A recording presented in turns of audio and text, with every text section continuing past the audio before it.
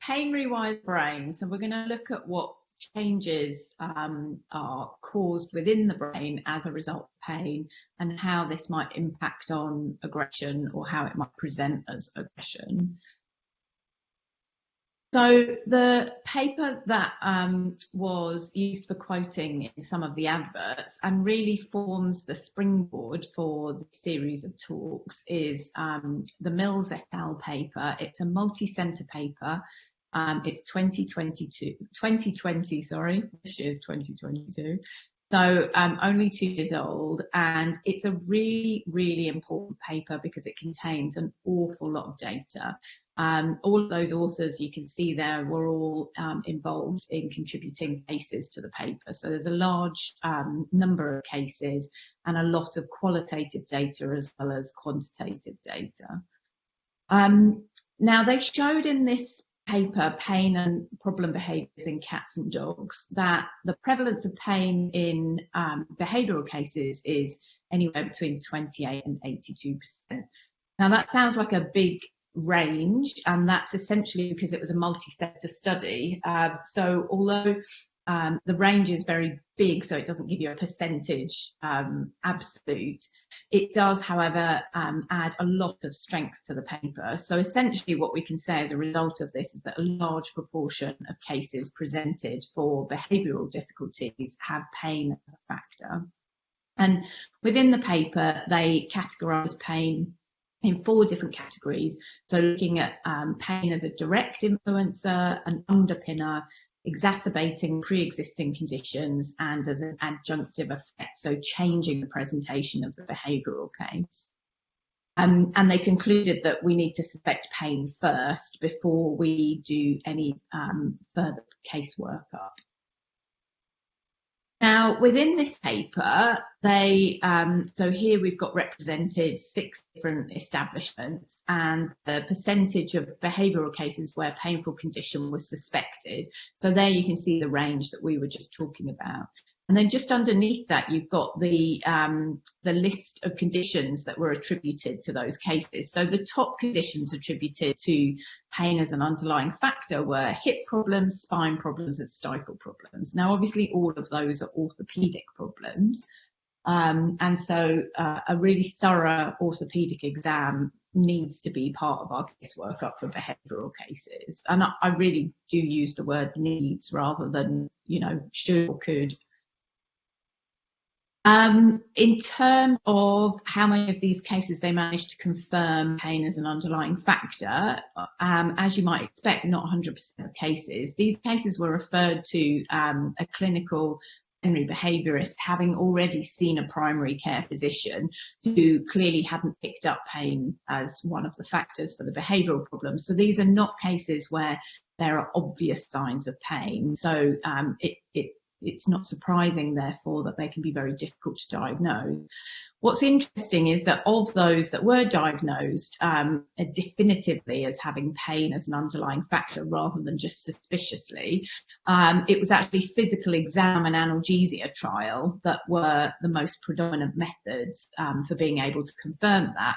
And that's interesting because when we're discussing the case, the crossover between pain clinics and behavioural clinics, we often think about the fact that these animals need to be referred back for imaging, so x-rays, ultrasound, etc.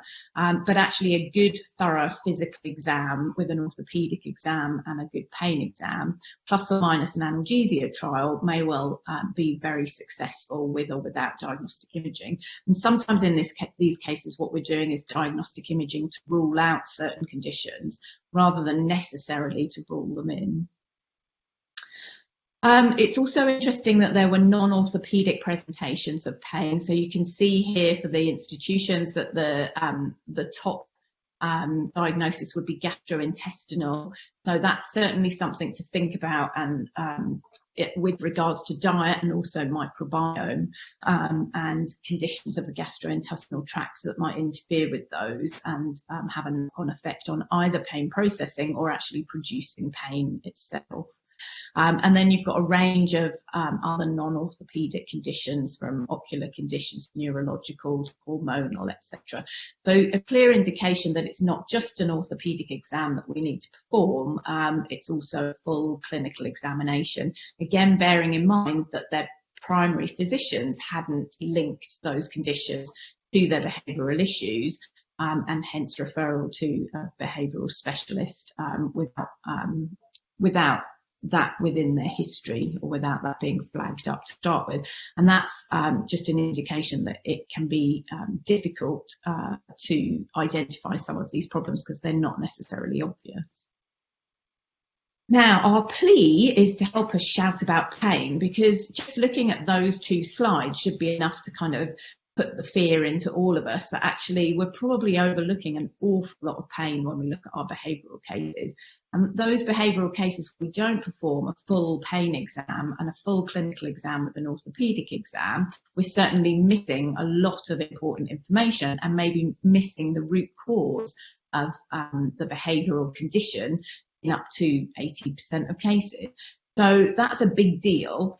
So my plea to you, and our plea to you from Behaviour Vets, help us shout about pain, help us raise its profile, because even though we know this information and have known this information for 2 years, the animal caring world is still not really sure what to do with this information. And I think people are still unsure about, you know, whether they need to have it as mandatory part of their case workup, which indeed they do, and also unclear about how they might work up pain within the context of a behavioural case. So shouting about it includes sharing with your colleagues, discussing with owners, and also if this series of webinars is hitting the mark for you, then helping us to spread the word by letting people know on social media and giving us a shout out on social media so that more people can benefit from this information. So looking at the effect of pain on behaviour, as I said, the paper divided up the effects into 4 different categories.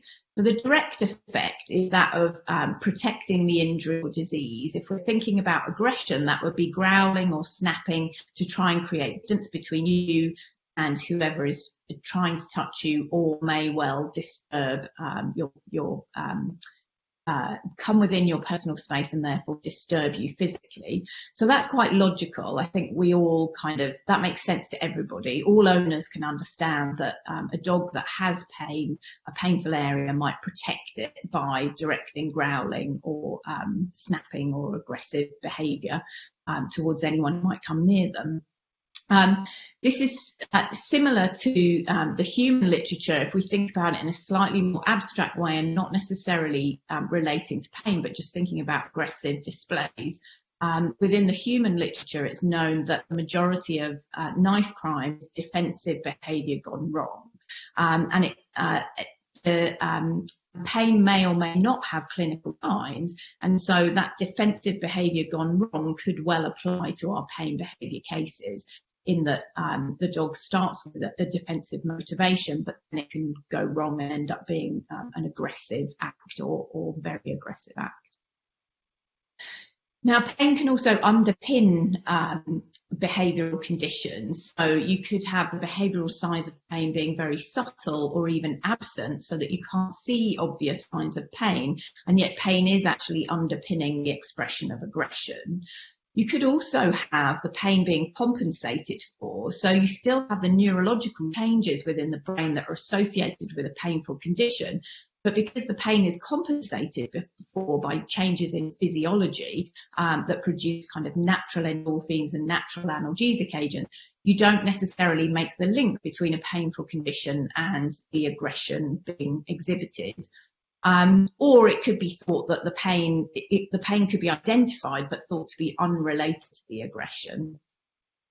And this last example is quite frequently the case when we come to our last 2 categories. So the first being exacerbating a condition, so the dog already having exhibited aggressive behaviours at an earlier life stage, or throughout its life has been known as a grumpy dog, or aggressive in particular circumstances, or displaying aggressive behaviour in particular circumstances.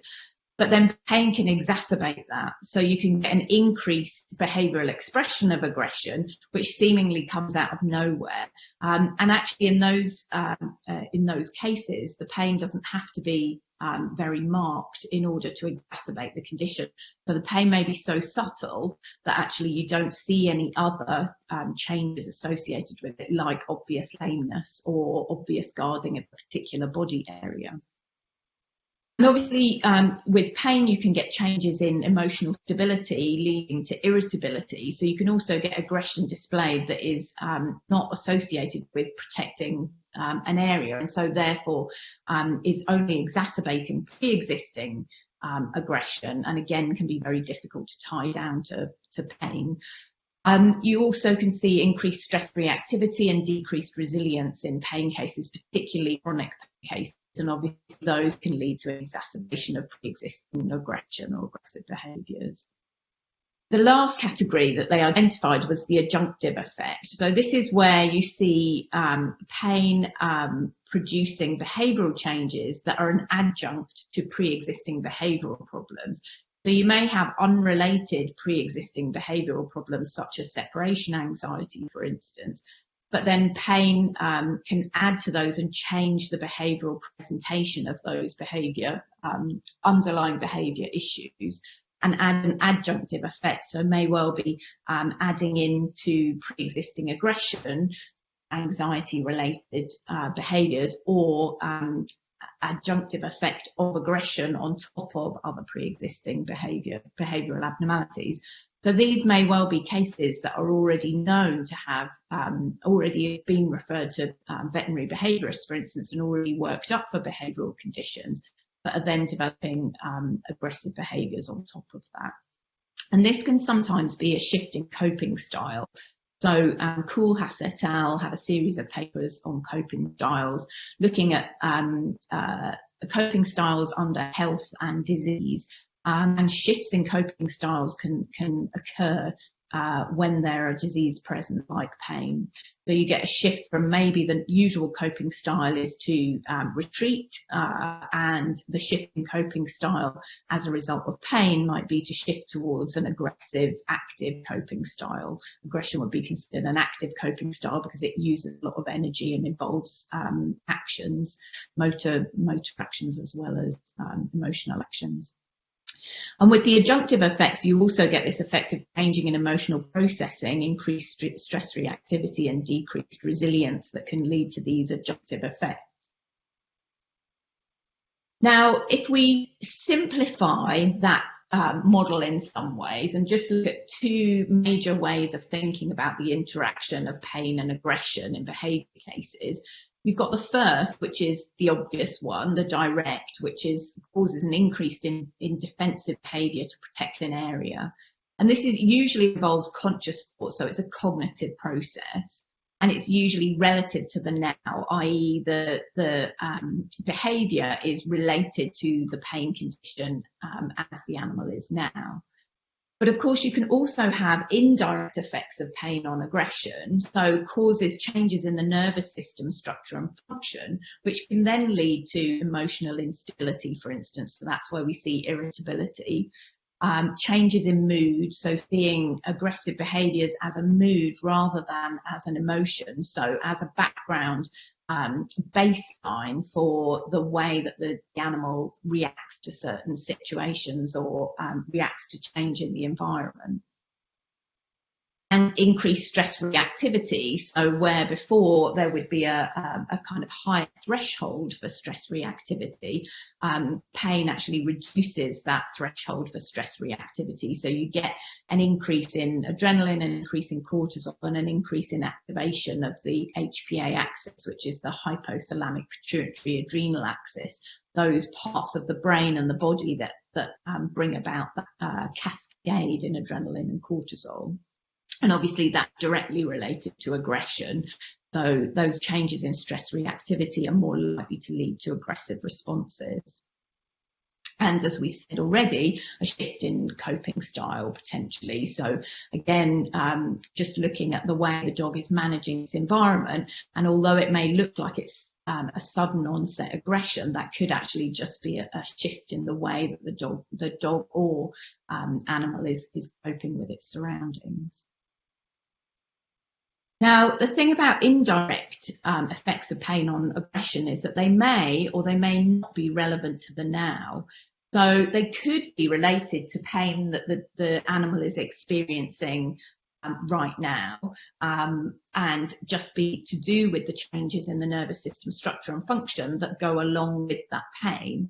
But they may actually not be relevant to now, in that the painful condition may well have resolved, and what you're left with is those neuroplastic changes to the structure and function of the nervous system. And so now you can see it can be very difficult to diagnose those cases. But that doesn't mean that all pain and aggression cases are difficult to diagnose. The one challenge around pain and aggression, as opposed to pain and anxiety or pain and other presentations, is obviously that physical examination can be very challenging in these cases. So it may or may not be relevant to injury or disease, as well as may or may not be relevant to the here and now. What I mean by that is that you can see these changes in emotional instability as a result of pain, when pain isn't necessarily caused by injury or disease, either right now or ever. So you can get emotional changes that are associated with increased pain sensitivity. And I'm going to talk to you about one of those example cases at the end of this presentation. So why is pain difficult to diagnose? Well, there's no multi-level pain signature that's been identified. In other words, there's no test for pain. We can't run a blood test to see whether the animal's in pain. We can't do a scan to see whether the animal is in pain. Now, those multi-level pain signatures are coming, so we're starting to understand how to put together MRI data with EEG data, with physical examination data, to get pain signatures that translate across different species and different pain states. But we're not there yet. And obviously our patients are non-verbal, so that's a lot more difficult than the majority of human patients who are verbal. So we need to rely on behavioural change, and that's the problem, because behavioural change isn't necessarily directly related to pain, or indeed directly related to the aggression. So we're looking at indirect measures to be able to determine whether the animal is in pain or not. And pain behaviours may be absent, and that could be because the pain is mild to moderate. It could also be that the pain behaviours are subtle, or that they're very, very specific for the condition. And so they're quite difficult to identify because they're so specific and they're not recognised as pain behaviours for that condition. Pain behaviours are also suppressed by stress or excitement. So taking a dog that's presenting with aggression to the primary care physician and saying, can you examine this dog and do a pain exam on the dog or cat or bird or horse or whichever animal you're presenting, can be very challenging, because the animal may well be stressed by that environment, and that stress will have an endogenous analgesic effect, or it will just suppress the pain behaviours so that there are no pain behaviours exhibited. The same with excitement. So animals that are exercising may well not show any pain behaviours, and they may not show any physical signs of disability, so no lameness, no other kind of body changes associated with pain. So it can be very challenging, particularly if the pain is mild to moderate. We're very good at spotting extreme pain or agony, but we're really not very good at all at spotting mild pain. It can be very challenging to diagnose.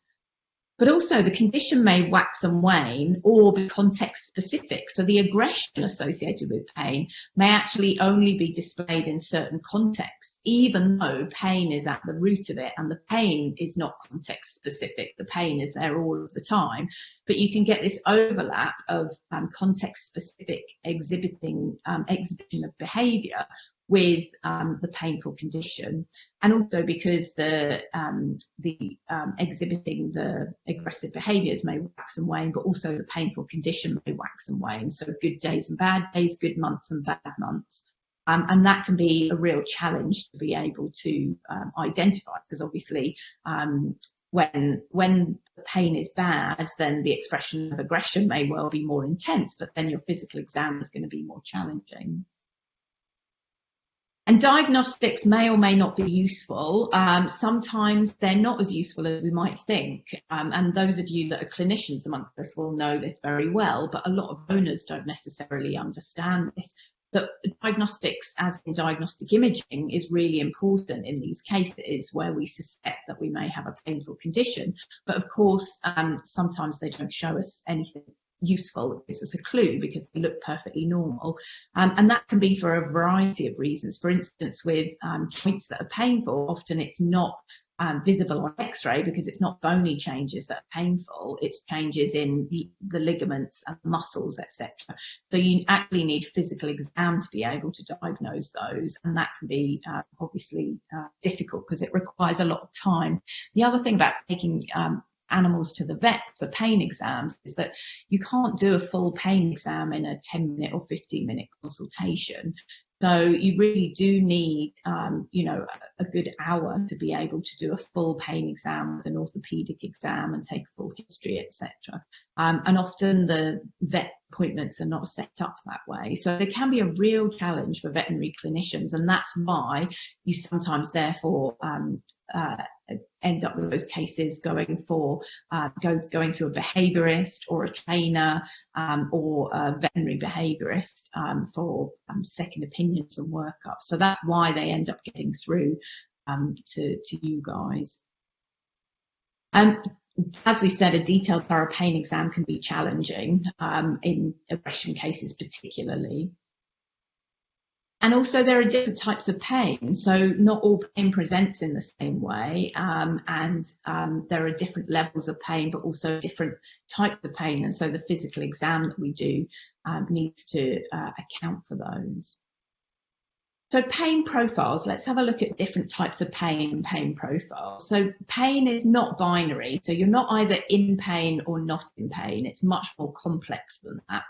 And it's not unitary or static, so the pain profile of an individual changes over time, but it also changes according to, like I've said, the context that the animal is in, and according to other factors such as diet, microbiome, learning and memory, etc.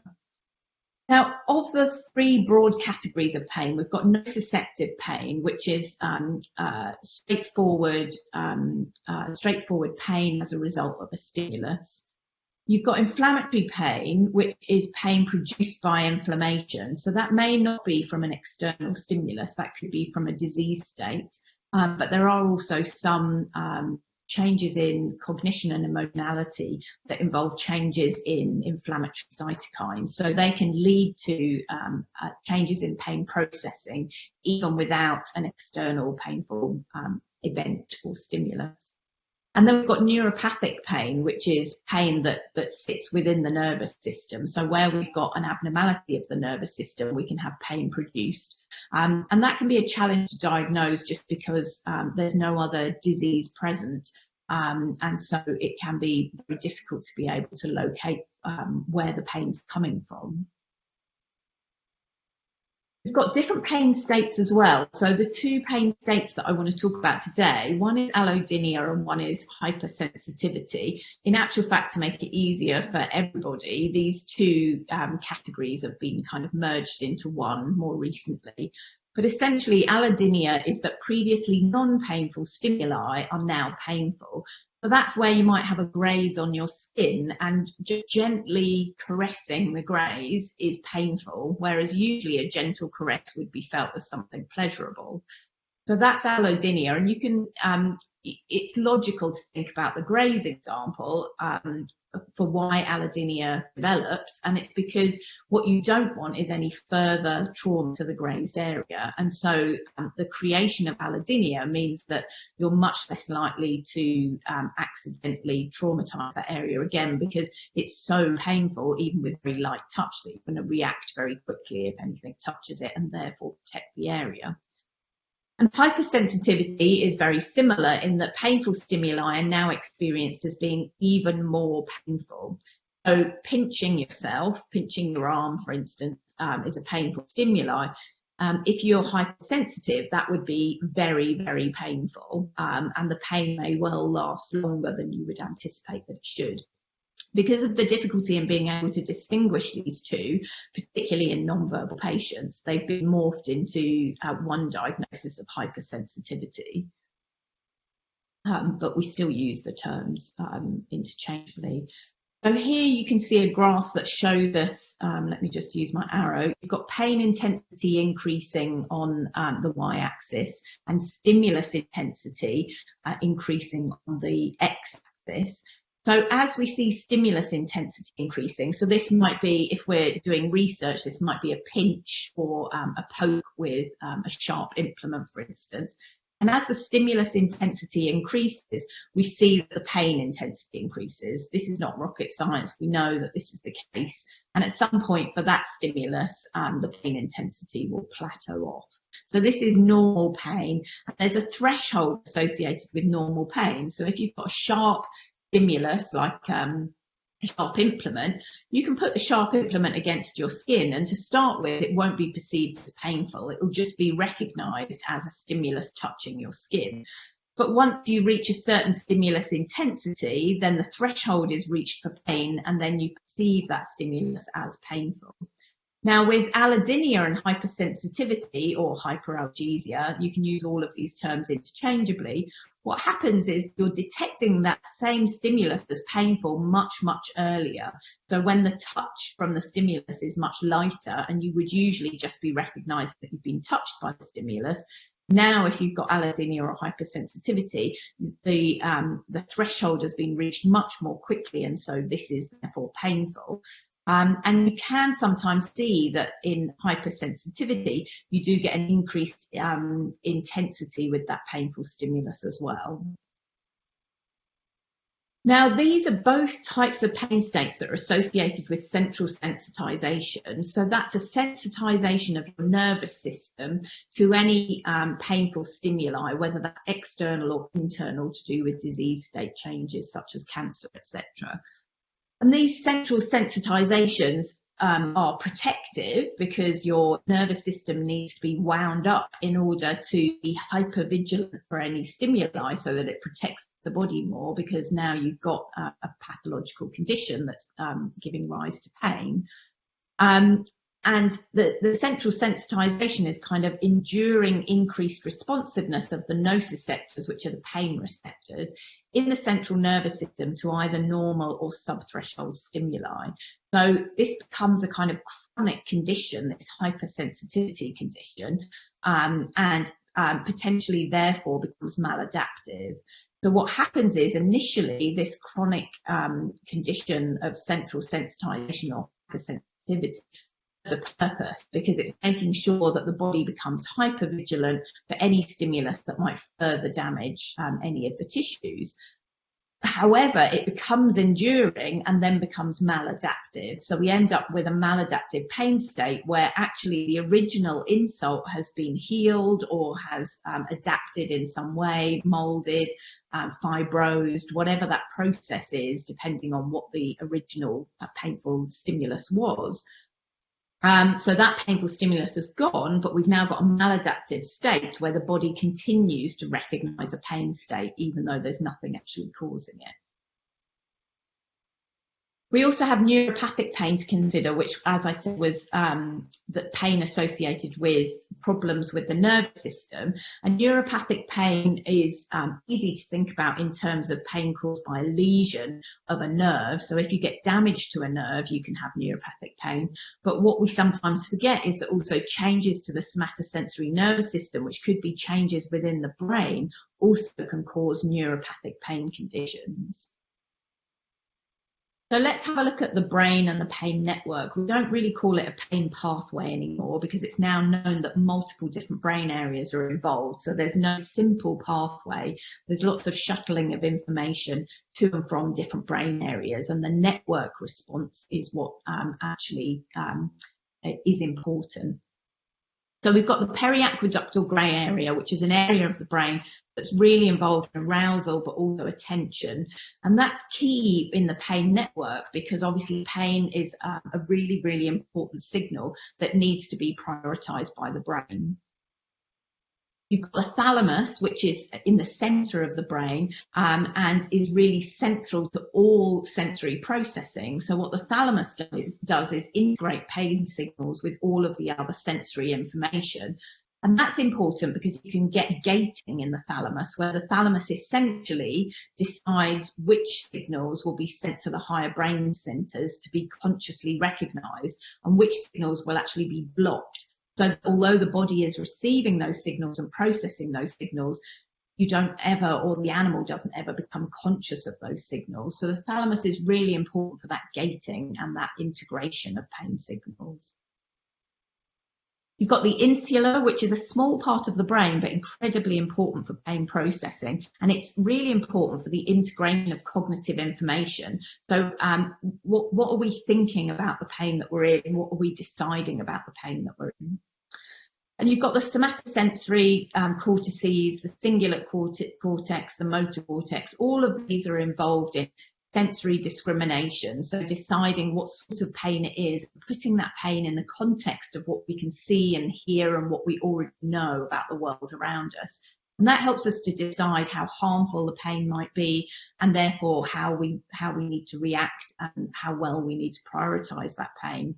But also that decision-making process about how we're going to respond to the pain and how quickly we're going to respond. And obviously the amygdala, which is an area of the brain that we all know and love, is associated with emotional responses, and also overlaying those emotional responses onto the memory of the pain. So we're building up, and we're learning about the pain stimulus, but we're also building up a memory of that pain that involves emotional information and cognitive information about what we think about the pain. All of that is responsible for pain perception, essentially. But pain perception is how we think and feel about pain and our individual experience of pain. So pain really is an individual experience, regardless of what's going on at the receptor end. So these are receptors within the skin that might be receiving the painful stimulus if it's an external painful stimulus. Regardless of what's going on here and how much pain information is being sent to the brain, we don't consciously perceive it until those signals have been processed by this pain network. Oh, and sorry, I missed out the prefrontal cortex or frontal cortices in animals, which are involved in decision making. So pain is in the brain. Pain is not within the body, even though our identification of pain is identifying the site of the stimulus. Our experience of pain is in the brain. So remember the three categories of pain. We've got nociceptive, inflammatory and neuropathic, and they all utilise the pain network in different ways. Acute and chronic pain are different. So acute pain being pain that happens as within sort of now, temporarily short term, if you like, acute pain, and chronic pain known as being long-term pain. And chronic pain within the human literature is defined as being resulting pain from a stimulus that continues for 12 weeks or longer. So any pain that continues for 12 weeks or longer is identified as chronic pain.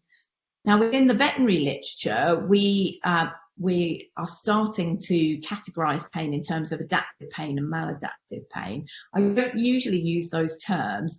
I don't usually use them because we very rarely know whether pain is adaptive or maladaptive within our patients. And often pain can be both maladaptive and adaptive. So I don't find it incredibly helpful to separate them in that way. But equally, the reason that the veterinary literature does separate them in that way is that acute and chronic pain aren't really perfect way to describe pain either, because of course short-term and long-term pain aren't necessarily the same pathology, depending on whether we've got nociceptive, inflammatory, neuropathic, etc. Now, the other reason why these categories of pain are less useful when we come to thinking about behaviour cases is that most clinical cases are of a mixed pain profile. So by the time your patient is seen by you as a trainer, as a behaviourist, as a veterinary behaviourist, most of those cases, if pain is underlying them, will be a mixed pain profile. So they could be a mixture of acute and chronic pain, mixture of adaptive and maladaptive pain, and they could potentially be a mixture of nociceptive, inflammatory and neuropathic pain also. So within the pain network, feeding information to the brain network are different types of receptors and neurons. And these different types of receptors and neurons that we see here represented in a section of the skin are not static. So they're changing in response to the environment around them and changing in response to information that's fed back to them from the pain network. So although you will get different categories of neurons, the function of those neurons can change and can become neuroplastic, so basically change in structure and function over time. The pain state is not static, it changes over time. And we know that ourselves because we know that when we feel pain associated with an injury, the intensity of the pain changes, but also the type of pain changes, how easy it is to locate to a specific area, but also what it feels like, so the quality of the pain changes. And importantly, the pain network and the receptors are subject to ascending and descending signals. So ascending and descending modulation that meet in the spinal cord, so this area here. You've got the pain receptors, you've got junctions in the ganglion, you've got junctions in the dorsal horn of the spinal cord before the information is fed up to the pain network. And then once a decision is made or a response is considered, then you've got information coming back down to the spinal cord, to the ventral horn, where you've also got junctions before the other neurons then send information to, let's say, muscles in order to move the muscles, or to other brain organs in order to have other effects, other neurohormonal effects or effects on neurotransmitters, for instance. So all of these junctions, these ascending, meaning going up, and descending, meaning going down, pathways that have junctions in them, all of those junctions are potentially areas where you can get modulation of the signal. So the signal can change, which means that the information that's passed on to the next neuron is different. So these signals are highly modulated in the spinal cord. So let's take touch as an example. So you've got a cross-section of skin here with hair follicles. And those hair follicles have got nerves associated with them that will detect touch. And they'll send information about the quality of that touch, i.e. In terms of where it is, what type of touch it is, but also whether it's pleasant or unpleasant, and potentially whether it's painful. And they'll send that information to ganglia. So these ganglions are junctions where the information can be changed before it's then sent on by another set of neurons to the dorsal horn. And the dorsal horn has several different layers within the spinal cord. And of course, where these neurons are located within the dorsal horn of the spinal cord also changes how they're communicating their information. And you can see here that within the dorsal horn of the spinal cord, we've got interneurons. This pale blue neuron is an interneuron.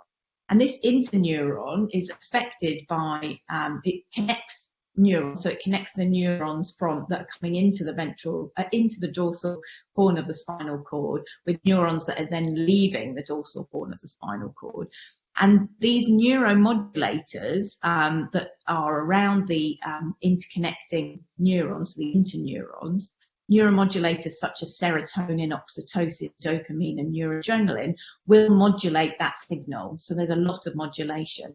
And what's interesting is that these neuromodulators are also involved in aggressive responses and emotional responses. So you can see here already that we've got one level of analysis where we've got the same neuromodulators that might be modulating a pain signal, but also might be modulating emotional responses. So in terms of ascending modulation, it's not just the dorsal horn of the spinal cord here where we see modulation. We also see modulation in the medulla, which is at the base of the brain, and in the midbrain, and then also in the forebrain. So all the way up that pathway. So this pain pathway that's ascending, that's going all the way up here to the areas of the brain that consciously recognize pain and start to make decisions about what to do. The modulation is happening at all of those different layers. But you've also obviously got descending modulation, so on the way down. So this is the anterior cingulate cortex, which is heavily involved in the descending pathways of the pain. This is the thalamus being represented, so the area of the brain that's integrating pain information with all of the other sensory information and what we think and feel about pain. And that information is passing down a descending pathway to the spine and to the rest of the body, and being modulated at the various junctions on the way down.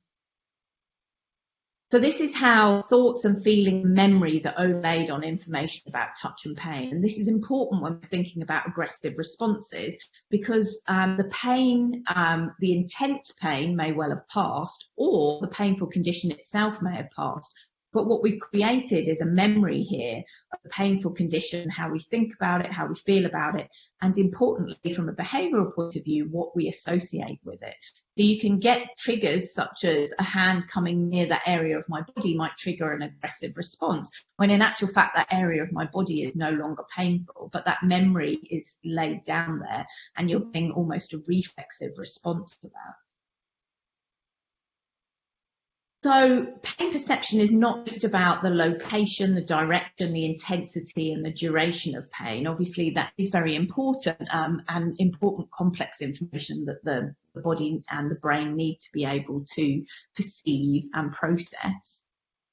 But even at that stage of identifying just simply the location, direction, intensity and duration, you've got emotional and cognitive state, and also microbiome condition and past experience influencing the processing of that information.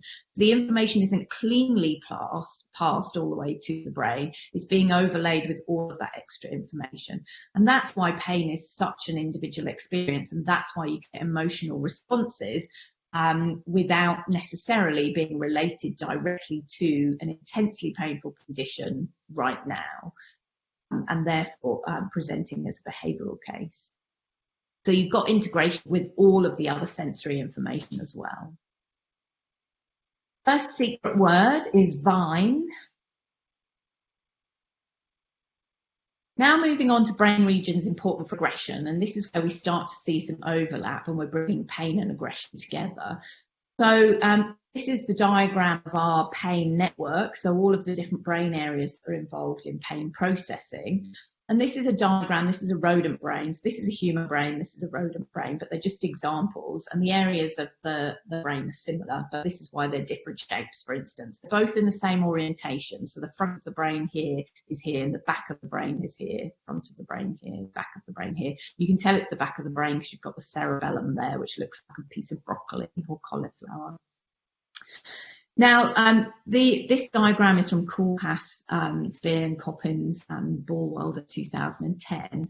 And we're looking here at some similarities for brain areas, the crossover between pain and aggression.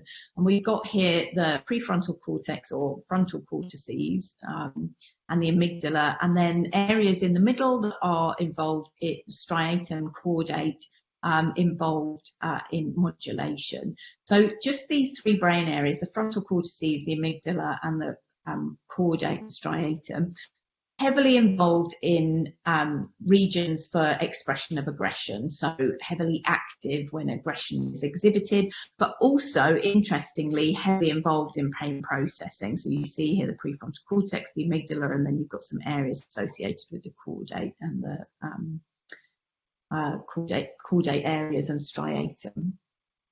So if we have a look at the canine brain, this is an image taken through taken directly through the middle of the dog's brain. The front of the brain's here and the base of the brain's here, and these different colours are showing the connections between the different brain areas. So it's not just about which brain areas are active, it's about how they communicate with other brain areas. So the amygdala, when we're thinking about expression of aggressive behaviour, it really importantly communicates with the frontal cortices, and these are very tightly correlated in terms of structural and functional connectivity, so they're very tightly connected together.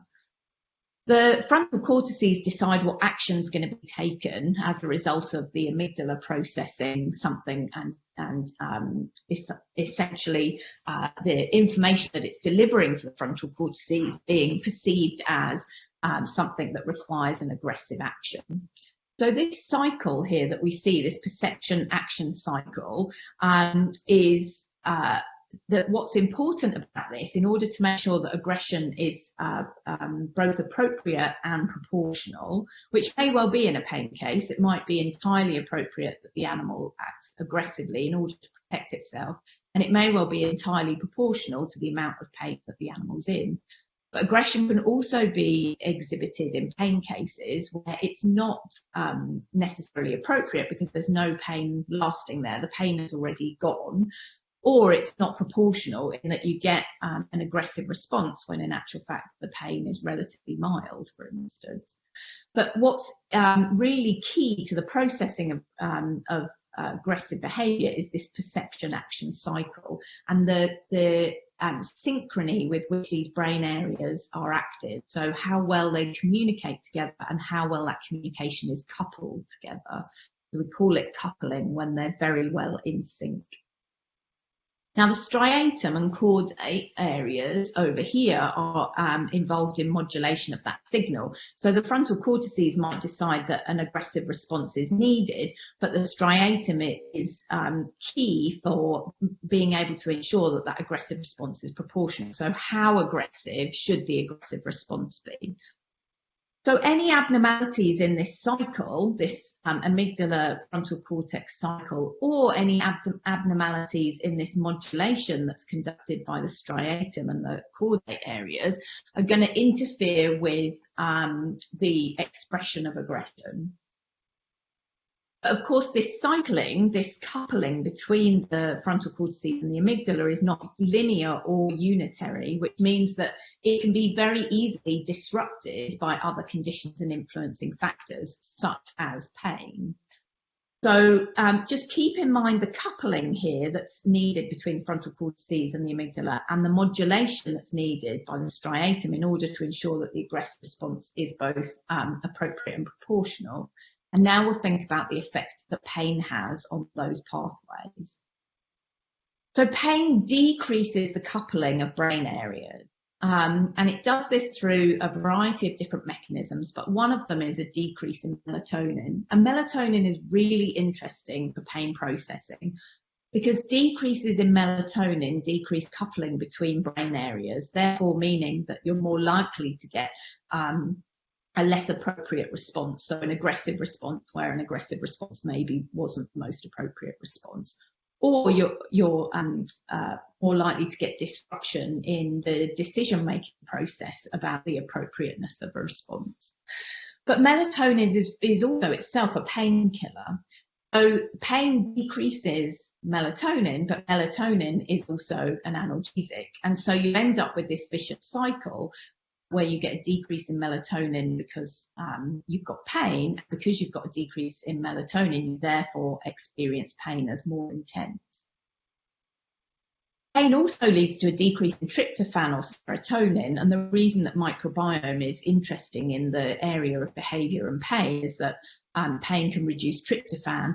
Tryptophan is a precursor to serotonin. The majority of tryptophan conversion to serotonin actually occurs in the gut, so you can have influencing factors to do with gut metabolism. And there's a webinar on the Behaviour Vets website if you're particularly interested in expanding your knowledge on the microbiome more, which is 1 hour webinar on just the microbiome. But these effects that pain have, the decreasing melatonin and the decreasing serotonin, lead to disturbed sleep, less analgesia, but also low serotonin. decrease the coupling or the teamwork between the frontal cortices and the amygdala. So remember this diagram. So they're decreasing the coupling here, which just means essentially you can think about it as instability within the network. And so therefore, if you've got instability, you're more likely to get things go wrong.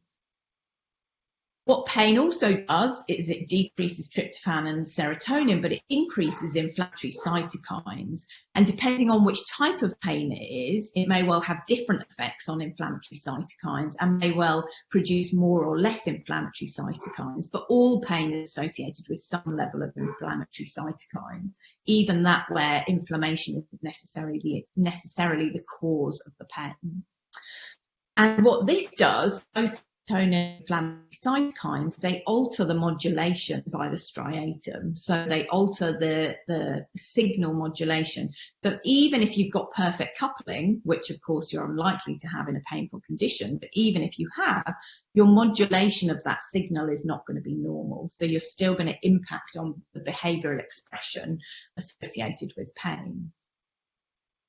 So altered coupling and altered modulation, these changes lead to emotional instability and mood changes. And this is important because aggression can be a mood as well as an emotion, in that aggression can be a baseline background mood and the go-to response for the animal, regardless of whether it's to do with a protective effect. So you can see aggression expressed as a mood, even when it's got nothing to do with touching the animal. Here we see an animal that where there's a hand reaching out to touch it, and you can imagine it might well be protecting itself if it's painful, thinking, don't touch me because my leg hurts. But actually, that's not always the case with aggression being expressed as a result of pain, because you can see because as a result of emotional instability, you can see aggression as a mood. So as a default response, as a coping strategy, not just as a protective response. And that's really, really important. And I don't think we talk about that enough in veterinary medicine. You also get changes in motor reactivity. So this altered coupling and altered modulation change the motor reactivity and motor responses. And that can mean that although the brain might decide, okay, I'm going to growl and just have a very weak aggressive response, because you get changes in motor reactivity, the body can respond with a much more active motor response than perhaps would usually be associated with that, because the brain essentially, although the emotional response is appropriate, the motor reactivity is increased. So you might get more lunging or more lip licking, for instance, than you would usually. And you get reduced behavioural flexibility. So this is related to the coping style, in that you can end up with aggression as a mood simply because the animal is less behaviourally flexible, associated with the pain condition that's causing this change in coupling and modulation, meaning that the frontal cortices can't switch between different responses so easily. And so they can end up rooted in one response as a default response. So that's a reduced behavioural flexibility. You can also have physiological changes that are happening in the rest of the body that exacerbate this problem. So one example is vasopressin, which is critical for stress reactivity. So it's a critical neurohormone that's involved in the stress reactivity pathway, so that HPA axis pathway that we talk about, hypothalamic pituitary adrenal axis. And this has been studied in dogs, so it's been found in dogs that total vasopressin is found to be higher in aggressive dogs. So these data are taken from McLean et al. 2017, and you can see here that although the free fraction of vasopressin is lower, the total fraction of vasopressin is higher in aggressive cases compared to non-aggressive cases, here the control animals. We also know from other research that centrally administered vasopressin increases aggression. So, anything that changes vasopressin level is likely to impact on the expression of aggression. And vasopressin is key to pain processing. So it's not surprising, therefore, that you can get this crossover associated with vasopressive changes, because vasopressin is key to pain processing and can either dial up or dial down pain processing, and vasopressin levels change in pain. So you've got the crossover of these neurobiological effects that can lead to aggressive expression in response to painful conditions. Second secret word is grape.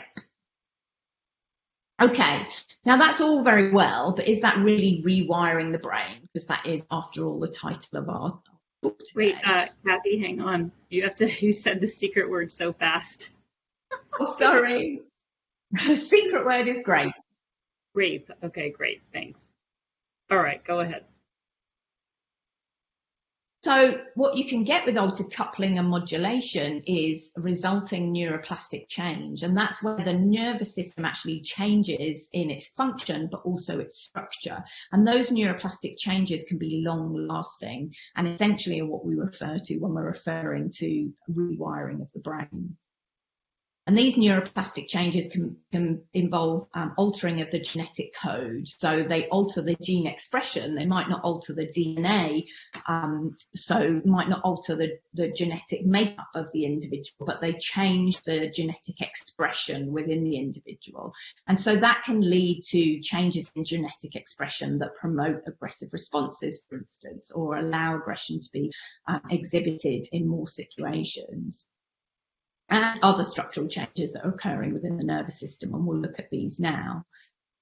So central sensitization is something that's really important to think about in terms of the development of chronic pain. Remember, we said acute pain and chronic pain are slightly different.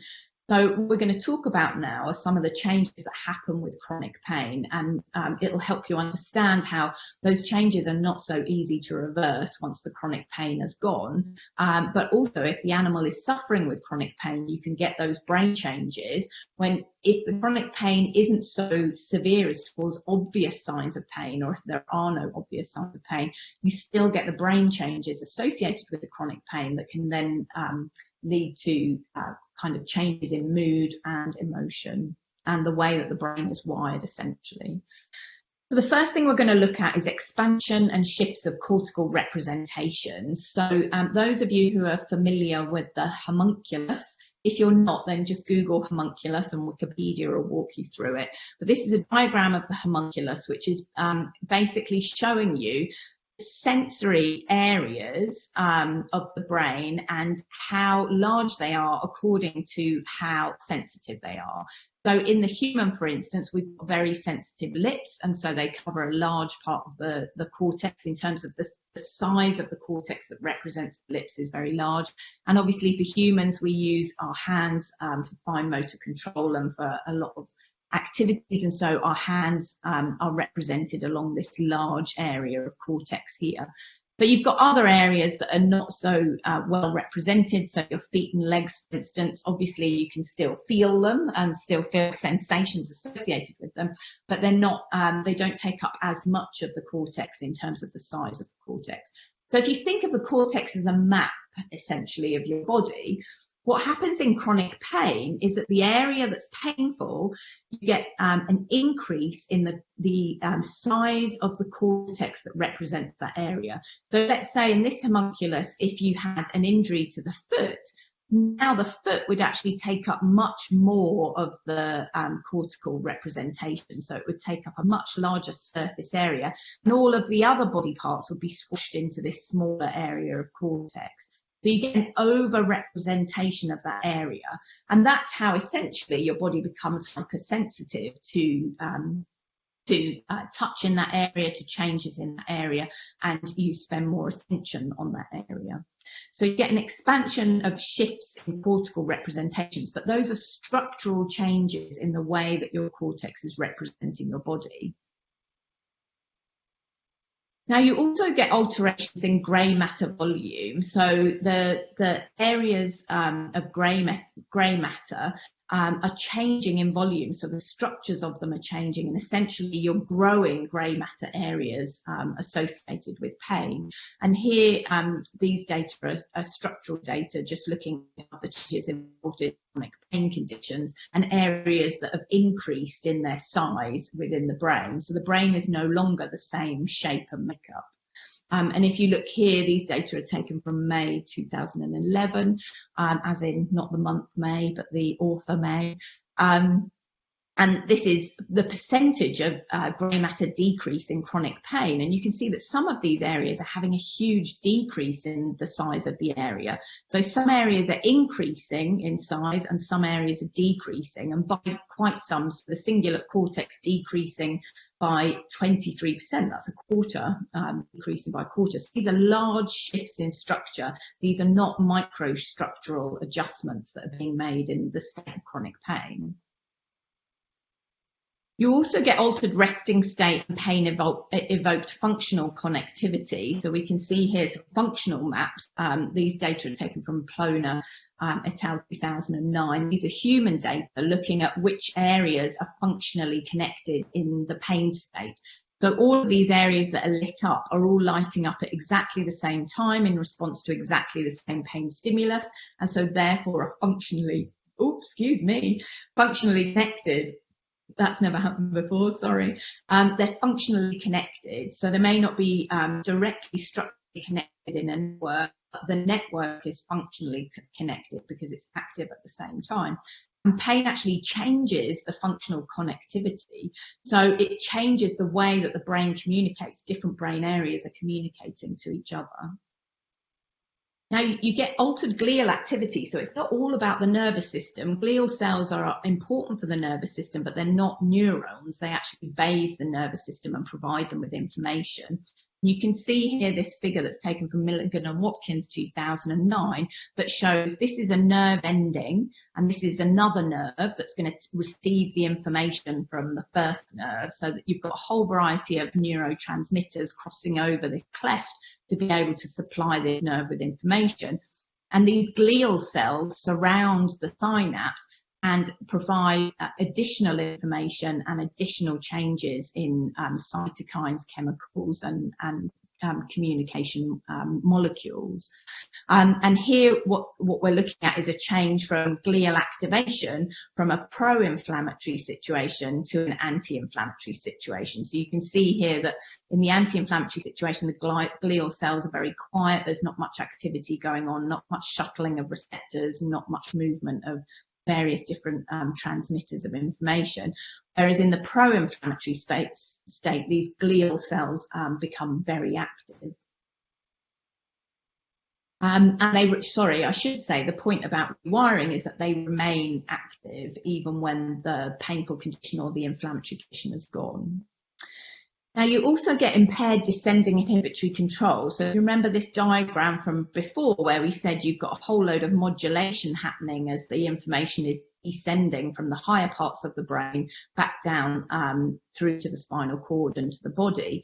And you get impaired descending inhibitory control associated with chronic pain. And that means that you can end up with this vicious cycle where you've got chronic pain. It impairs the ability to inhibit the pain signals, and so therefore you experience pain as an increased intensity. So you can get this vicious cycle, and this vicious cycle can occur in the chronic pain state, so much further along than from the injury. So you might see this in chronic pain associated with a routine surgery, for instance, when you've got no reason to relate the pain state to the surgery because it's happened so long ago.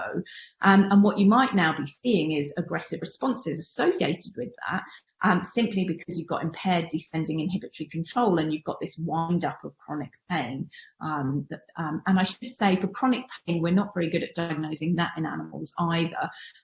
But up to 25% of normal healthy adults that go in for a routine surgery suffer chronic pain, depending on what the surgical procedure is. So either routine surgery, and by routine I mean things like cruciates, which are done very commonly and are kind of considered to be routine surgery. But cruciates are quite a good example because some of the data suggests that more than 25% of human patients suffer chronic pain in association with cruciate repair. And if the data are the same in some of our pet animals, then we can expect that there are lots of animals suffering chronic pain that are going undiagnosed. And those cases may well be some of the cases, making up some of that, up to 80% of cases that present into a behaviourist. Now, you also see altered structural integrity and connectivity of white matter tracts.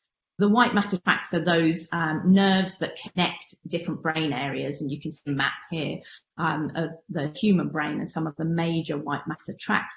But you actually get a change to the microscopic integrity of those connectivity matter tracts that changes the way that they communicate information from one brain area to another. So these changes involve gene expression changes because of changes to the genetic code or coding changes, and they can lead to permanent changes to structure and function. Not only a response to current pain, but also potentially altering the response to future pain. So this idea that, you know, oh, don't be such a wimp. Well, we don't actually know whether that animal has a change in chronic pain, so the development of a chronic pain state that may not be exhibited as chronic pain, may not be associated with pain behaviours, but may have changed the way that individual processes pain and the way that individual responds to future pain. And you can get changes to the quantity and quality of the pain information that's reaching the brain. So this rewiring changes over progression of the pain state, but also resolution of the pain state, and can remain in the absence of the cause of the pain, which obviously means that they end up as behavioural cases rather than presenting as primary pain cases. And because of what we know, because of what we've gone through in previous slides, we know that all of the pain information is integrated with learning, memory, cognition, emotionality. And that's another reason why diagnosis can be challenging, because we've got all of these other factors that are influencing the expression of pain and the expression of emotion in response to pain. So all of this should lead us to think that we should always consider pain with every behaviour case, but particularly, particularly with behaviour cases that exhibit aggressive behaviour. And now, just to round up, I'm conscious that I've gone over by 7 minutes, but if you bear with me for a couple of minutes, just round up with an example pain case. And it's an example that's very dear to my heart because it's Nancy. I'm looking over there. She's Sparko, fast asleep on her bed, being very good while I'm prattling on. So Nancy's my Rottweiler, female neuter Rottweiler or Rottweiler cross, who knows, but she's a small Rottweiler. I got her as a young adult, and she was a foreign rescue. So she came from Romania as a foreign rescue and was found on the street. She obviously wasn't born on the street. She's docked, but she was found on the street and had been living on the street for some time. She was actually found collapsed and heavily pregnant. And I subsequently diagnosed her with allodynia. I'm just going to talk you through the case and kind of talk you through how I came to that conclusion.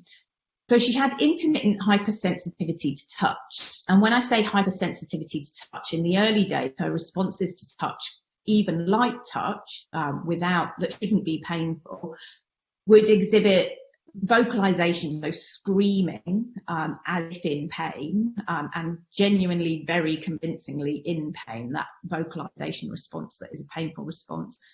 May involve urination and defecation, may involve growling, snapping, aggressive responses, etc. And anything that was painful was exhibited as an excessive painful response. So, you know, the screaming, urination, defecation, growling, snapping, etc. And it didn't appear to be anticipatory. So it didn't appear to be that she was thinking that you might be about to touch her and was reacting in that way in order to make sure you didn't touch her. Because she was scared of touch. It did seem to be almost reflexive and associated with, or it appeared to be a response to pain, even though it wouldn't necessarily be elicited by a painful stimulus. It was associated with fear behaviour, and her case was complex, so that wasn't the only presentation for her. She had a whole range of complex behaviour problems. But what was interesting was that she had a different response to different types of touch. And obviously I started with a detailed history and observation. Her history was difficult because she was a foreign rescue, but I could piece together parts of her history that were associated with physical pain, such as a spay very shortly after giving birth to puppies, So that would be a significant physical stressor that she'd had fairly recently, but that she had apparently healed from. So there was no, the wound had completely healed. There was no obvious difference in responses when you touched her back versus her belly, whereas you would usually expect her belly to be more painful if it was directly associated with the spay. But also history about emotional trauma. So there were various parts of her history. She was difficult to catch on the street beforehand and was only caught once she'd collapsed with illness. She had a fear of hands and feet, suggesting that she might have had some harsh treatment, and that led me to believe that she may well have had some harsh treatment and aversive treatment used on her. I started with a diary that diarised the expression of behaviour, also plotted that against the various different factors that I thought might be influencing it. And obviously, whilst I was doing all of this, I was making environmental modifications and also changes to the way that I interacted with her in order to reduce the likelihood that she would need to express aggression associated with any touch. The physical exam came much later on. I chose not to do a physical exam early on because of the fact that her responses were so extreme, and because of the fact that she appeared otherwise healthy, and providing that she was protected from touch interaction, she seemed otherwise calm, happy, healthy. So that was a judgment call on my part as a veterinary surgeon whilst working up the case, and I might make a different judgment call if there'd been a slightly different presentation. But the physical exam, when it did come, was normal, as in there didn't appear to be any sight of pain. All of her joints moved. She didn't appear painful in any of them. The painful responses didn't seem to change depending on which part of her body I was examining, etc. And the pain trial would have been the next step, but actually the progress was so good with environmental modifications and changes to the way that I interacted with her that I didn't end up needing to do a pain trial at that early stage in managing her case. But she is the type of case where a pain trial might have been useful. Now, I made a tentative diagnosis of allodynia, even though I hadn't done a pain trial. So if I'd done a pain trial and the behaviours had reduced or disappeared as a result of the pain trial, I could have, and based on the fact that her physical exam was normal, I could have made a diagnosis of allodynia perhaps sooner, but I made a tentative diagnosis of allodynia in the absence of a pain trial, because at that time I didn't judge that a pain trial would add any more useful information. But what was interesting about it was that the allodynia didn't appear to be associated with a physical cause, and so I made a tentative diagnosis of emotional allodynia. Emotional allodynia is allodynia without any physical cause that can be the result of trauma. And because she had a mixed history which involved physical trauma of the spay, but also emotional trauma associated with living on the street and potentially in how she was treated before she got to me, then emotional allodynia was a potential diagnosis. Oops, I didn't realise I ended that slide so suddenly. I've since gone on with Nancy much later to do a variety of imaging modalities and more physical examinations, and I'm sure as I can be that she does have a form of emotional allodynia. It fits the picture completely. It's now very well under control with environmental modifications and changes to interaction, but also because separately to this discussion, I was treating her for anxiety, and anxiety and emotional allodynia are very co-correlated, and they very often occur together. We're not talking about anxiety today because that's later on in the series, which is why I haven't presented that aspect of her case. But once the anxiety levels were decreasing, I saw a decrease in the allodynic responses. And what was interesting also about her case was that her allodynia was context specific. So she found touch pleasurable if she chose to touch you. And that's still very much the theme with Nancy. If you choose to touch Nancy, she finds that touch unpleasant. And by unpleasant, I mean now she'll tolerate it, so she won't have an aggressive response to it. But you can see that she gets piloerection over the area where you're touching her, and you can see some behavioural responses such as a reduced orbital fissure, so kind of squinting, for instance. So not necessarily aggressive responses, but different responses indicating that she finds that touch unpleasant as opposed to pleasant. And in actual fact, it could be exactly the same physical touch. So it has the same components of nociception or touch information, but it's being perceived differently in her brain depending on the context. So depending on whether she chooses to touch you or whether somebody chooses to touch her. So that rounds us up. Sorry I've run over slightly, but we've still got time for questions, which I'm very happy to take. And I appreciate that there was quite a lot of dense information in there, but this is the first lecture in the series, and hopefully as we see the same information being applied in different areas of behavioural expression, then it will become easier to kind of understand all of that complex information and how it relates to behaviour. Thank you, Bobby. Yeah, you have questions. Hang on. I will say this also. Carla Braden asked if we could do a narrated video of pain assessments of some dogs. And I said that's the plan for 2023. So stay tuned, folks. Definitely. So, I mean, just to kind of add to that, Bobby and I have spent a lot of time discussing pain and behaviour. From every different angle, and one of our frustrations is that it's still not considered to be a kind of essential component of working up a behavioural case.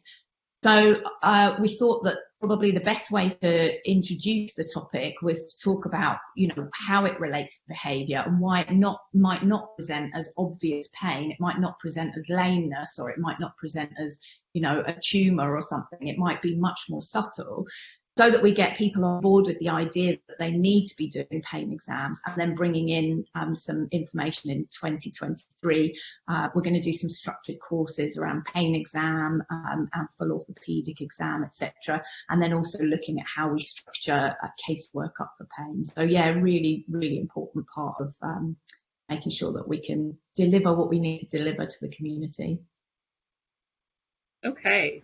And I also shared the link of the seminar that we did last year called Deep Dive the Pain Assessment Moose's Story. It was a full day seminar where we talked about the pain assessment, and that could get you guys started in addition to the series that Kathy's doing for us now. Thank you. Yeah, and I also included the microbiome link, Kathy. Great. Okay. So Carla asked, what can cause skin flinching when you touch the dog, especially on their back? I also saw this recently on the back when I would touch a dog's chest. I wonder how often this is something to be concerned about. So it's definitely an observation that is useful, because usually a direct stimulatory effect would only cause that flinching or rippling effect sometimes where you're touching the animal. And like you've pointed out, the most likely place you're going to see that is along the back, where you've got that musculature that causes contracture and very obviously lifts the hairs on the back. If you're seeing that same response on the back, but in response to touch in a different body area, then I would say that that is an important piece of information, and may well lead you down the path of, does this animal have an alteration in the way that it's processing touch? Because you usually wouldn't expect that connection. Now, it's not diagnostic on its own. As with behaviour cases, they often require lots of pieces of information, and you being able to put that all together in a jigsaw puzzle in order to make a diagnosis. But it is one critical piece of information within that jigsaw puzzle. And I would then be looking to see, well, to start off with, I'd be looking to map that effect to see whether it's associated with one particular area, because then I might be looking at that particular area to see whether there's possible pain associated with that area. So looking to map the response, but also looking to see whether the response changes depending on the context, or the response changes over time, or whether it's there all of the time, or whether it's actually only there as a transitory effect. So yeah, I think that's really good observation on your part, and definitely something that you need to be putting in the history and then relating back to other things that you're finding out. And also mapping those changes. If it's changing, also mapping that change with the behavioural expression. So if you've noticed it in a case that you've known for a long time, is it associated with a change in the expression of behaviour? So is it associated with growling or snapping or anything else? Or is it only the changes in the contracture of the musculature, the cutaneous musculature? So yeah, in short, it's part of your pain exam is looking at what the responses to light touch are. Thank you. So Carla also asked, what are good options for daily anti-inflammatories in dogs who would be on them for several years starting earlier in life?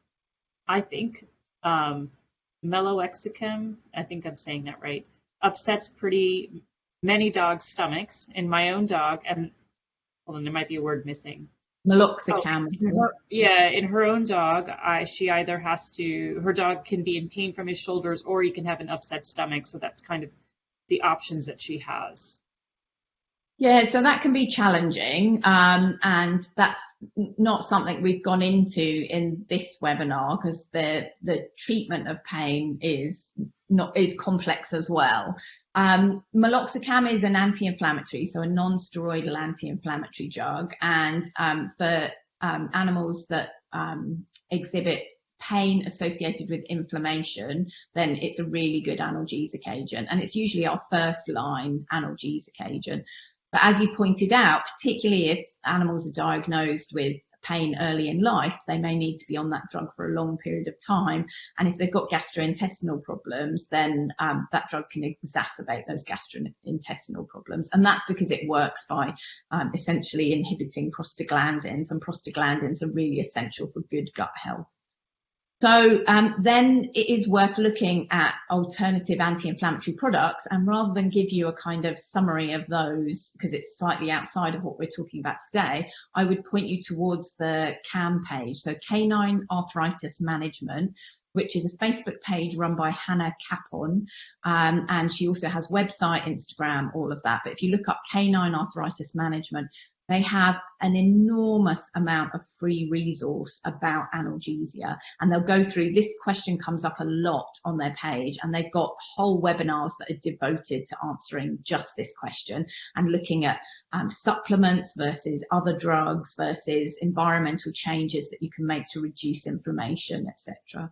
So it's a really, really good resource for anyone interested in that. So I'm putting the website in the chat right now. So for CAM, there you go. Okay. So the next question, also Carla, are there particular things to look for that could be causing pain in dogs in their first year of life? Yeah, so I think, in the first year of life, orthopedic problems are definitely something you want to be aware of. And because of the situation with dog breeding, and by that I mean breeds that are bred in a way that doesn't support healthy joint and bone growth. So, classically the kind of brachycephalic breeds. We saw a paper just recently in the last few weeks from the Royal Veterinary College looking at British Bulldogs and all of the different conditions that British Bulldogs are vulnerable to. And a lot of those conditions occur within the first year of life, and a lot of those conditions are painful.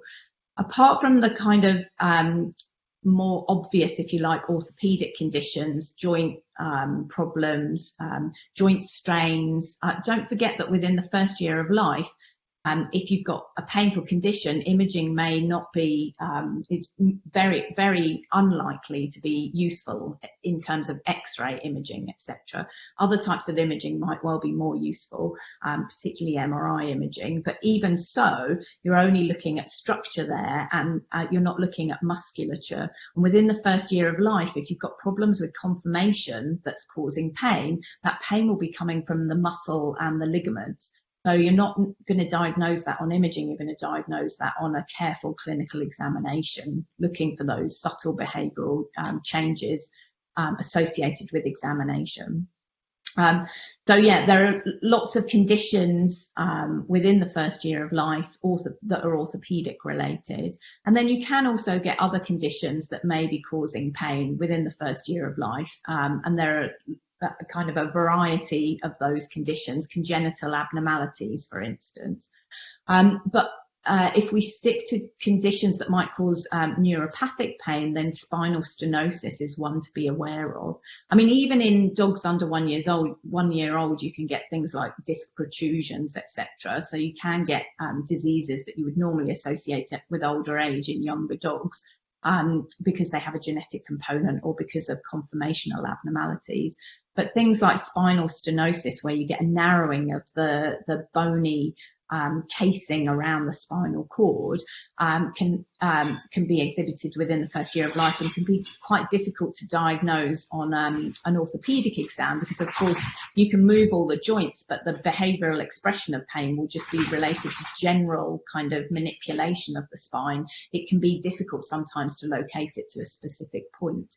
Spinal stenosis is an example of a condition that can be diagnosed with MRI. So there are conditions where imaging is really useful for being able to diagnose that.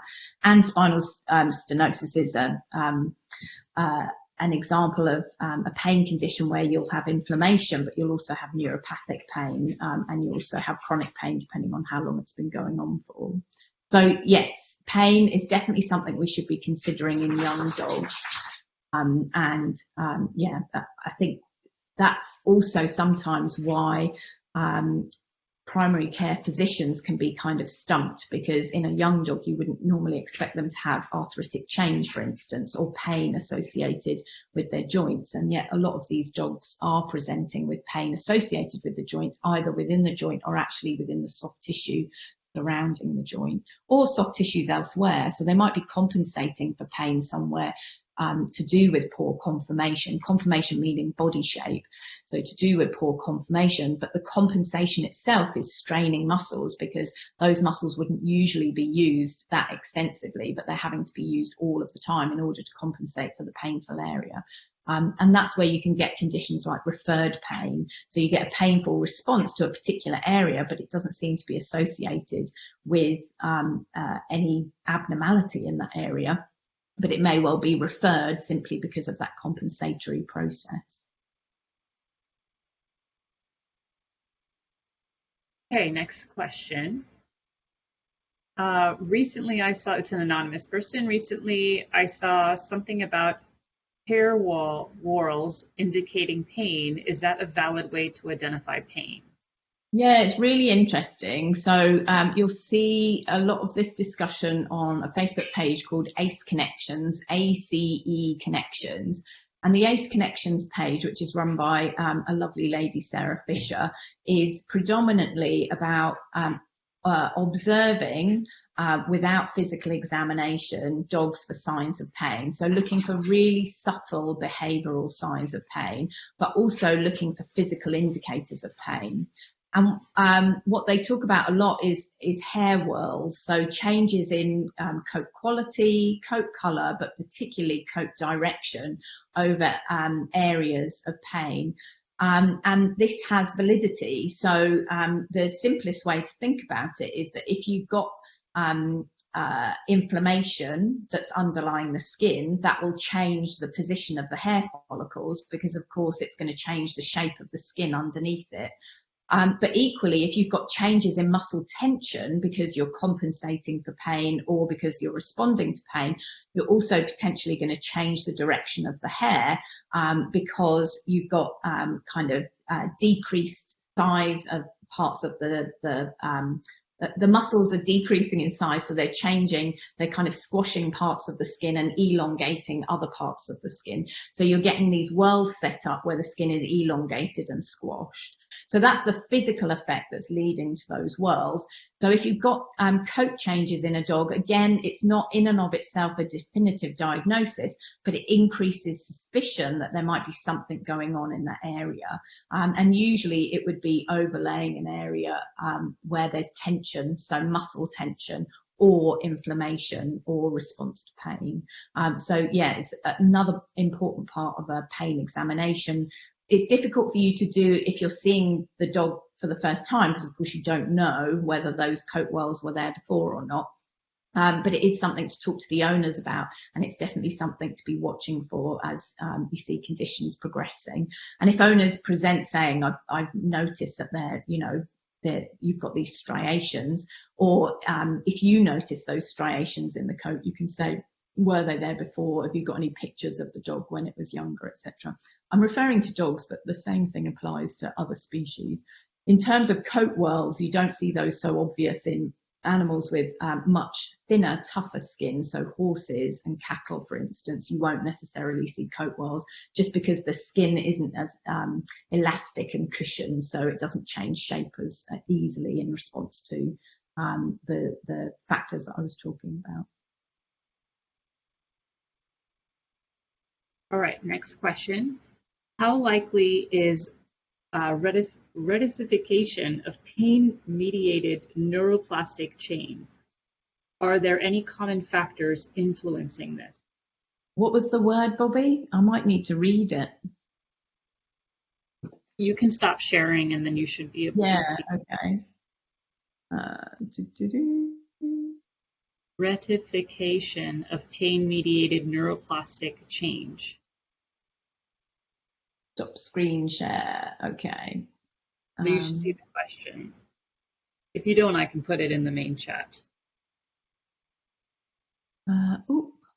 Here's the question in the main chat. Oh, okay, great. How likely is retification of pain-mediated neuroplasticity? Are there any common factors influencing this? I'm not quite sure what retification of pain is. So brilliant question, but you just might need to explain it a bit more. Can you put a bit more information in the chat, whoever asked that question? That was Shannon McKay, so we'll wait for her to add to it. I'll go to the next. Yeah, great. Just unpack it a bit, Sharon, so I can get some traction on it and then I can talk. Shannon. Her name is Shannon. Shannon, yeah, sorry. Okay. Susanna asks, is it possible to discuss some examples of what kind of changes to interaction and environmental modifications that were made for Nancy? So what are some of the things you did to help her? Yeah, so one of the important things I did was make sure that she had clear, unobstructed escape routes, because what I didn't want to have, I wanted to be able to dampen down her behavioural responses that might be interacting with pain, anxiety, learned behaviour, past experience, etc. And with emotional allodynia, what's most important is to create a sense of safety. So the first thing I did within the house was create routes, escape routes for her. So this was when it actually might not have worked as well in this house as it did in my prior house. But in my prior house, I had 3 doors around, so a side door, front door, back door. So I was able to create routes of escape for those. And where she didn't have access to a door, I would create an escape route that would give her access to a door. It was also lucky that I got her in the summer because I was able to leave the doors open.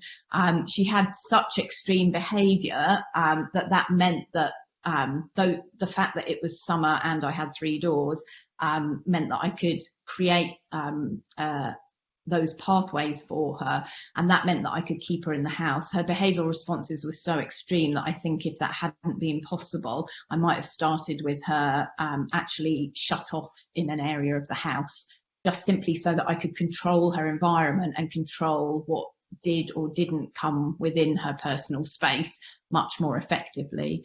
So it does depend a bit on the ergonomics, so how your house is set up as to what makes sense.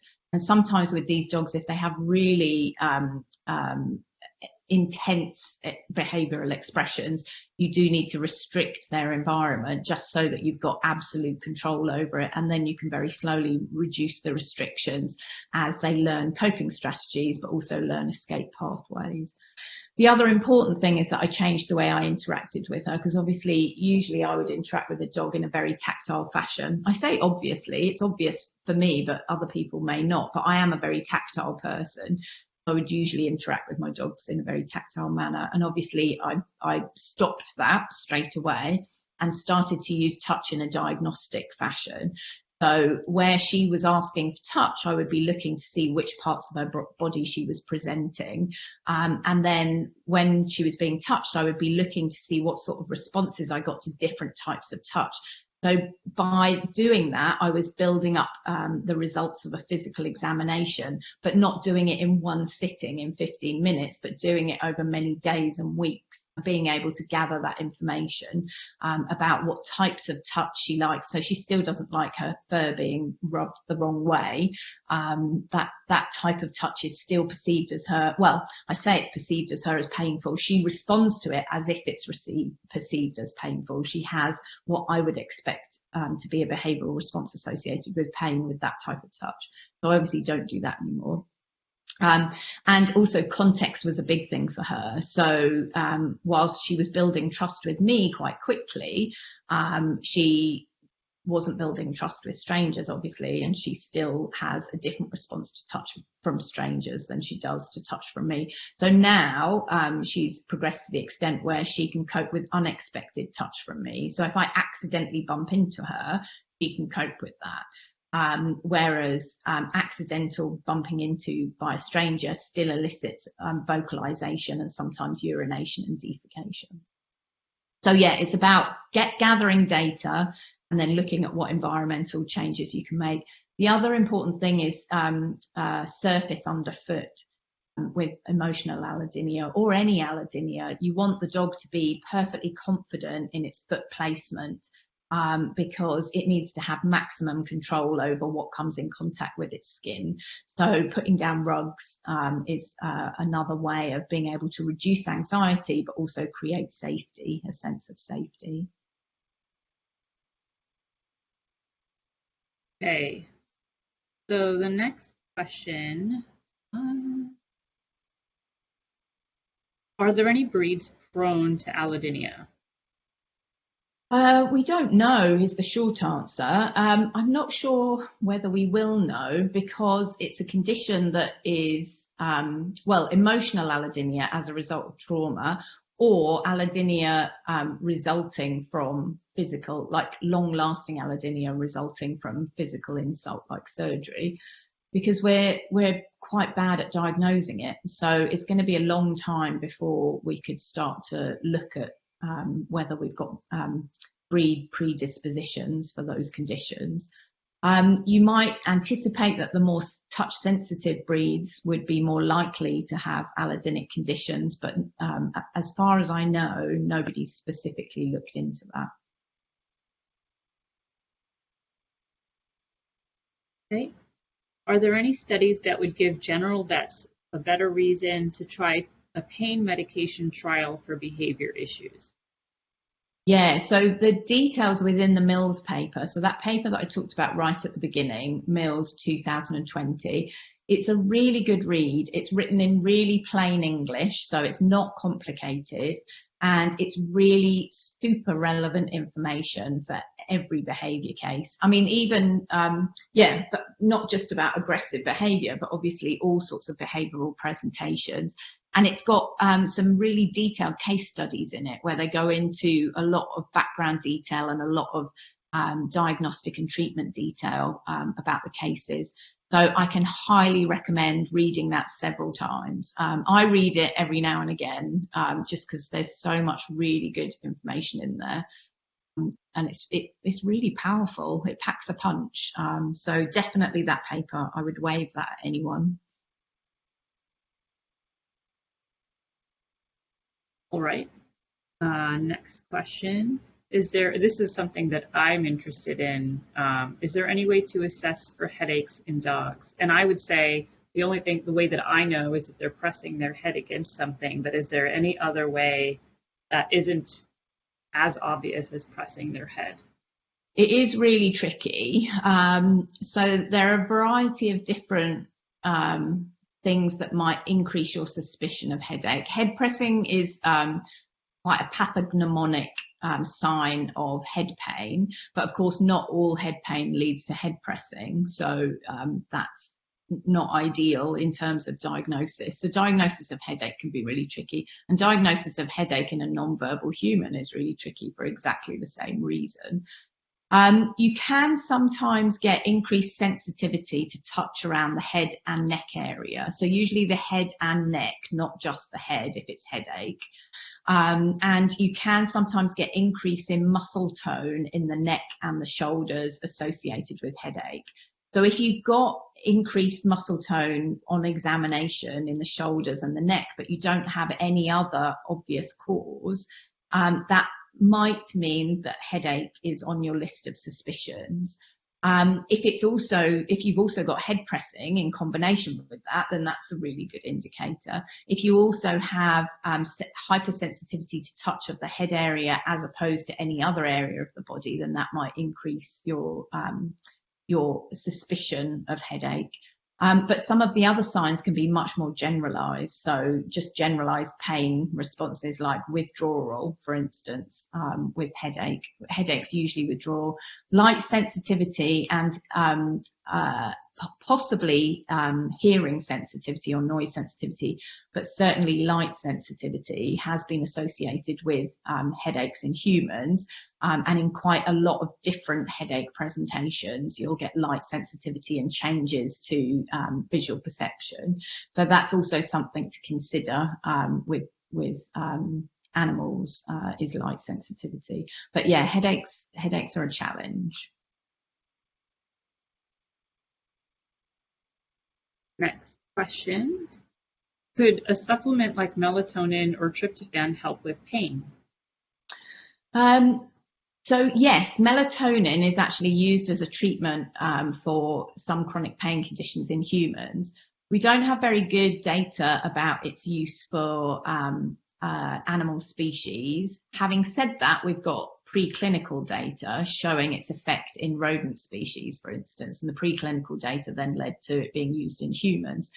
So I think it's something that is interesting, and it's something that we're likely to be using and investigating more as time goes on. At the moment, we don't have very good data for it, but it's definitely something to consider if you've got intractable pain. Okay, we can do one more question. I think we should try. So Shannon said it is retification that she was trying to say. So Shannon, I will need you to say a little bit more about that. Sorry. Oh, here she goes. Nope, she did not answer yet. Okay. And then so the question here is, I'm a behavior consultant in the US. I maybe never have a vet find or treat pain when I think there's likely a specific pain component. Is there a good, quickish guide for general vets? What is the best information I can provide the vet about specific dogs? For example, I have sent videos of dogs walking. I will add this. We are working on that for 2023, but go ahead, Kathy. Yeah, so the Mills paper is a good paper to be pointing vets towards so that they can see what the statistics are and therefore realise that this is a big problem, and it's not just you on your own complaining that this animal might be in pain, but it is actually a very common presentation. So that's a good point. What was the second part? The second part was practical, wasn't it? And I did think we're going to be doing that in 2023, but I can't remember what it was. Like, what could we bring? What could a trainer? Oh, what can you present? Yeah, video footage is really, really useful, and normal speed video footage, but also slow-mo. So if you use slow-mo video, you can not only see, you can start to see at slight angles that the limbs might be placed at, or differences in the way, asymmetry in the movement is what I'm trying to say, or twists and turns in the movement. So I had a Belgian Shepherd that had potentially had pain and behavioural expression of pain, but not linked directly to the pain. And on a normal speed video footage, walk and trot in different directions, you couldn't see anything. But when you did the slow-mo, you could see that although she wasn't lame, when she placed her hind limbs, she twisted them slightly before they were placed. And that was indicative of a painful inciting problem higher up in the spine, which is what we thought she had. She unfortunately was euthanized before we could get the imaging done, euthanized for a different reason. But it's just an indication that slow-mo video can be really, really useful. And the other thing to look at is not just kind of forced movement, so you will now walk and trot for the video camera, but free movement. So setting up a bunch of obstacles, maybe with some treats scattered, etc., and different surfaces, and then just watching what the dog's natural spontaneous movement is and natural preferences are, because you can start to see patterns building up in those preferences that might give you an indication. For instance, the Belgian Shepherd that I talked to you about, when you watched her over time interacting, freely moving within an environment, you could see that she had a preference to turn to one side. So she had a preference to turn to the right rather than the left. When we did a physical exam, that makes it sound like we were trying to make her painful, but we got a painful response when we twisted her neck to the left, indicating that there was some neck pain there, but you couldn't pick up the neck pain in a normal physical exam. It was only because we knew kind of hone in on that rotation to the left-hand side. So yeah, video footage is really, really useful. And yeah, it does require that the vet is interested in the video footage. But if you can sit and sift through the video footage and look for symmetry, asymmetry, and then potentially be pointing that out to the vet, that will help the vet to be able to think, okay, well, maybe we should look here. I mean, these cases are really an absolute classic for why the primary physician can't do this on their own. They need to be working collaboratively with you guys, if you're seeing them as a non-vet, if you're seeing them either as a trainer or a behaviorist, because the information that you gather is absolutely critical to being able to decide whether something is likely or unlikely and whereabouts in the body we should be looking. Okay. I've looked up rectification. Thanks for that. I'd never heard of it, so it's expanded my lexicon. The act of correcting something. So if I can find that question, I can probably... Well, here, she expanded. I'm about to tell you. I was about to look it up too, because I was like, I think it's us, not her. It is us. Thanks, Shannon. Thank you for our vocabulary lesson today. So she expanded and said, if there are neuroplastic changes due to pain, how likely is this to be rectified? See, I know what rectified means. Yeah, right. Once the underlying pain is resolved, are there any common factors associated with this? Example, duration, severity, age of animal, etc. Yeah, so a lot of the neuroplastic changes will resolve either quickly or slowly, depending on which neuroplastic changes they are, once the pain has been resolved. The risk factor, as you alluded to, is if the pain has been present for a long time, those plastic changes are much more likely to be long-lasting / permanent, potentially. The other risk factor would be the severity. So if the inciting cause was intense pain, then you're very likely to have some of those plastic changes be permanent, because the changes are just so marked in response to the intensity of the pain. So there are factors that will make it more or less likely that those plastic changes will resolve. But what's interesting is, let's take Nancy as a case study. I suspect that some of those allodynic changes, the plastic changes, have resolved now. Resolved not because the pain has gone away, because in her case it was the emotional trauma causing the pain, I think. That's what I'm surmising. But resolved because the neuroplasticity has baselined. It's gone back to normal because her anxiety is reduced, and the allodynia is now serving no function, if it did ever serve a function. Obviously, it's a pathological expression of pain and touch pathology. But she still has an alteration to her touch processing and possibly her pain processing, but that's more difficult for me to assess, but definitely to her touch processing, that I watch her cognitively override. So she has learnt that some situations are safe and therefore don't require a behavioural response, even though her perception of that touch appears to be different to any other dog that I've had. So even if the plastic changes don't change, the ability to be able to override them and the ability to be able to ignore them becomes more likely once the pain is resolved and once the condition is resolved. We have time for one last question.